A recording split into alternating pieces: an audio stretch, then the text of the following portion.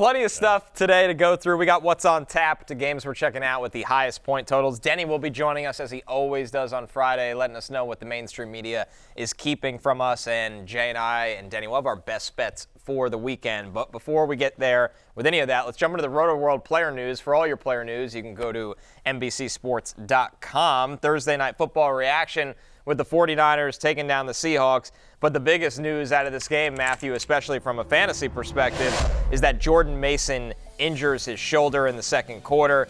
He exits the game. He came back in for one play, and that was the rest we saw of Jordan Mason for the 49ers backfield. Yeah, it was absolutely brutal. And you're sitting there, you're going, oh, I hope it isn't serious. And then he comes back out in the second half. He's there for one play. We're like, okay, good. He was just banged up. He got checked out. But then, that was all he did. Kyle Shanahan after the game said, quote, he thought he was going to be all right. He went back in, and it just hurt so much. So he went back out. I think Shanahan means went back out of the game. I think it was the first play, and then he was out just in case of emergency, said Shanahan. Now, they've obviously got 10 days to prepare for the Chiefs. That's their next game. They're playing Kansas City. So we'll see. But given the unknown status of Chris McCaffrey's health, Isaac Guerendo is somebody that we'll be talking about quite a bit on the next Tuesday's waiver wire show, 10 for 99 for Guerendo, and looked the part. Connor, fourth-round rookie out of Louisville, looked like, of course, the 49ers found another obscure running back that crushes. Absolutely. No surprise there with Guerendo, a guy that brought a ton of speed out of Louisville into the NFL, and it was just a matter of going into the right system that could block it up front for him. And we saw him break off the big run. We saw him break off a couple good runs in this game. If Mason is out for an extended period of time, we're going to have an extended conversation about Guerendo being one of the hottest name on waiver wires, Jay, as we look at how things broke down for this offense. Yeah, weird injury for Mason. By the end of the game, I was like, can we let him take his helmet off? Like, the poor guy's just on the sideline. It was very... for anyone who bet the over on Jordan Mason's rushing prop at 84.5, it was quite torturous just look at him constantly on the sideline, be like, oh, is he going to come back in? Seemed like he was going to get home after he played the first snap. I would guess that, they said he went back into the locker room and got x-rays, so I would guess that there's no kind of break. It's just a bad sprain or something. I don't know. We'll see what the breakdown is there. I do think with Guerendo, the one thing is that, so he played 17 snaps. Patrick Taylor played 16. Like, Patrick Taylor was out there, and he was starting some drives too, so it'd be a strange situation. They do have the extended break, so hopefully Mason is just fine and good to go. But a lot of uncertainty. Christian McCaffrey as well. Rumors that he's going to be back in early November. Yeah, Ian Rappaport said that Christian McCaffrey with that Achilles is targeting a potential return in early November. We'll take a look at the Niners schedule. And, with shoulders with running backs, we've seen a lot of running backs play through shoulder injuries. So let's not write off Jordan Mason just yet. And the Niners get a much-needed win, a division win on Thursday Night Football against the Seahawks. They've kind of been meandering through this season.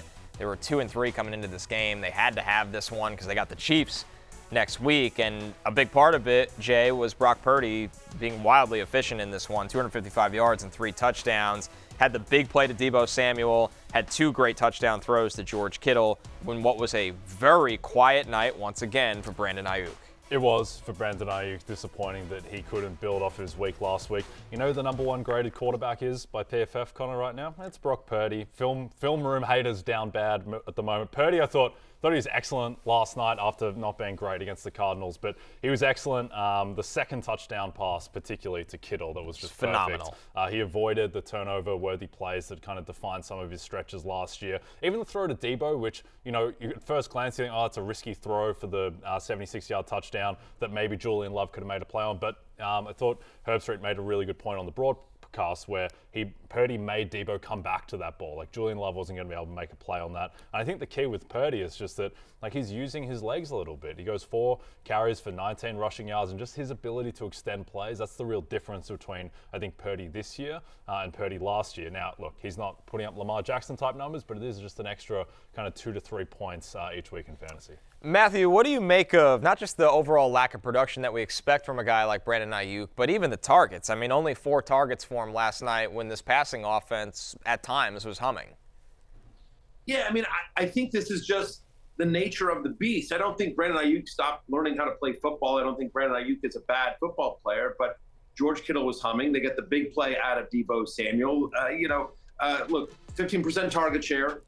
He's now scored under 10 fantasy points in 5 to 6 games this season. I think some of that is due to the holdout. And some of this is just because they have a lot of weapons. Jordan Mason has run well. Kittle has the big game last night, as I mentioned.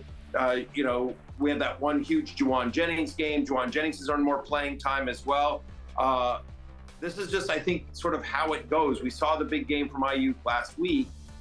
Just think they've got a lot of mouths to feed, and there's only one football. So I don't know that there's a huge takeaway from this other than the fact that Brandon Ayuk is more of a wide receiver, low-end wide receiver 2, high-end wide receiver 3. I think there's more variance to Brandon Ayuk's game than what has previously been there before, just because of all the weapons the Niners have, and because, I don't know, he's not earning targets for whatever reason.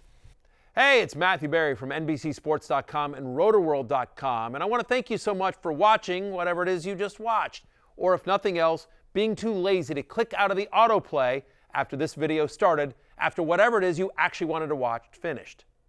But now that you're here, I'd like to take a moment here to ask you respectfully now, okay? I'm asking you respectfully to subscribe to the NFL on NBC YouTube channel. You'll get the latest Roto-World fantasy news headlines, all sorts of great shows, including my own Fantasy Football Happy Hour. So go subscribe now. Again, I'm asking respectfully.